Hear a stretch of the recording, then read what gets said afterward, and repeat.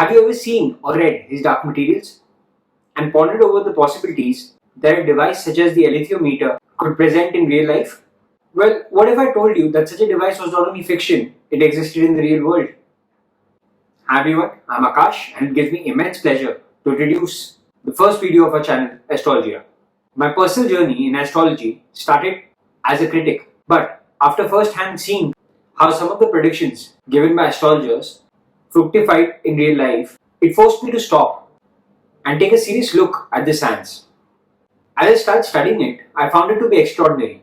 Like, if you draw up a chart, you can see that every planet placed in the chart exactly correlates to its position in space.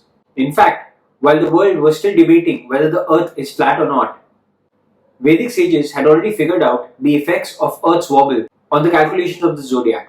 It is actually quite amazing how, even without the aid of modern technologies, they had calculated that the orientation of the equinoxes to the fixed stars precedes or moves backwards through the zodiac at the rate of about 50.3 seconds per year, or about 1 degree every 70 years.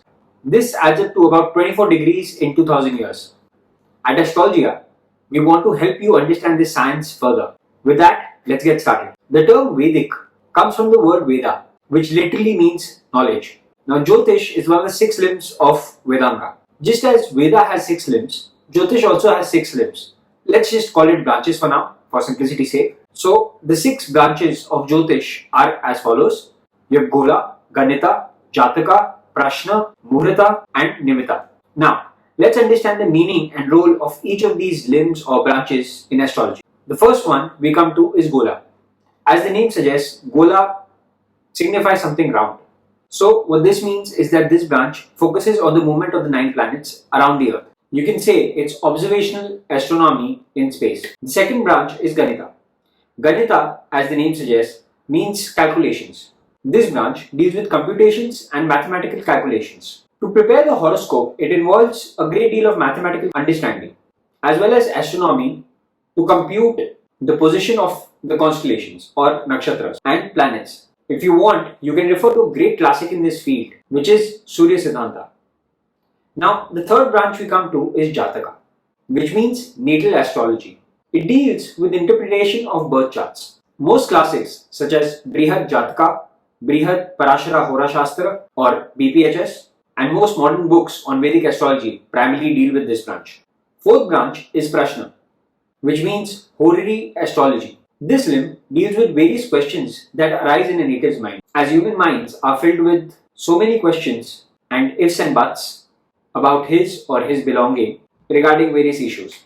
For your reference, the most famous classics for horary or Prashna astrology is Shat Pancheska and Prashna Marga. The fifth limb is Muhurata, which means selection of a certain day and time to perform auspicious or important activity in either yours or someone else's life. Examples of this can be marriage, starting a business, travel, building a house, and many other important endeavors. One of the great classics in this field is Kala Prakashika. And in the end, we come to Nimitta, or you can say omens, which indicate or give some kind of a hint about your query or question. Broadly, this method is used in Prashna or horary astrology.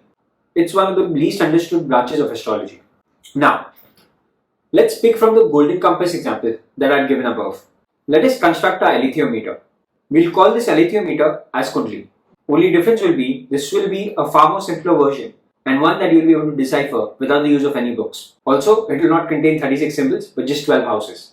The beauty of astrology is that it is so methodically pragmatic that it divides all the events, that is all your needs and wants, into 12 chronological clusters, which basically makes it easier to comprehend and evaluate. Now, the 12 clusters are formed by dividing 360 degrees or the total area in a circle by 12. So, that gives you 30 degrees for each cluster.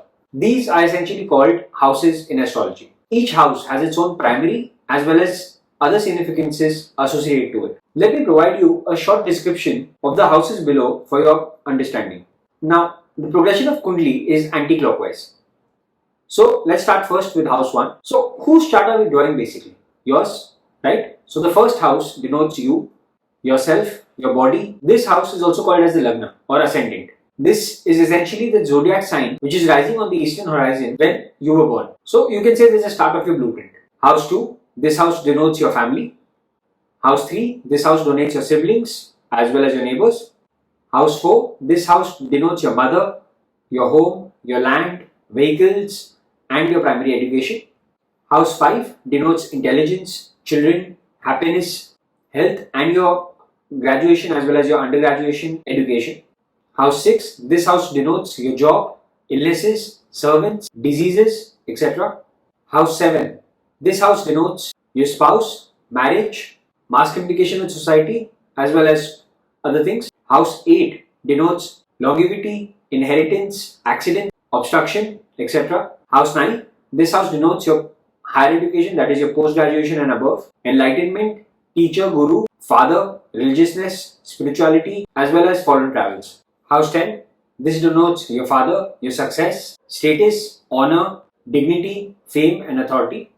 House 11, this denotes your friends, society, ambition, and wish fulfillment. And finally, we come to House 12. This house denotes your exit, losses, limitations, expenses, misfortunes, as well as activities in foreign places. If you look at the above descriptions, you can see all that we require in life on a broad basis have been immaculately covered in these 12 clusters. The sequence of the houses are also chronologically assimilated as per the life path of an average person. This does not mean that this is the end of the list. This list is long. However, from a basic understanding standpoint, this serves its purpose. Now, this is just the face of the wheel. The main components lie behind in the Nakshatras. Nakshatras are the asterism which are the powerhouse to the zodiac signs. There are 27 Nakshatras in the entire zodiac of 360 degrees. We'd already seen how each zodiac sign is 30 degrees each. Basically, these zodiac signs have 2.5 Nakshatras in it. So each Nakshatra is of 13 degree and 20 minutes.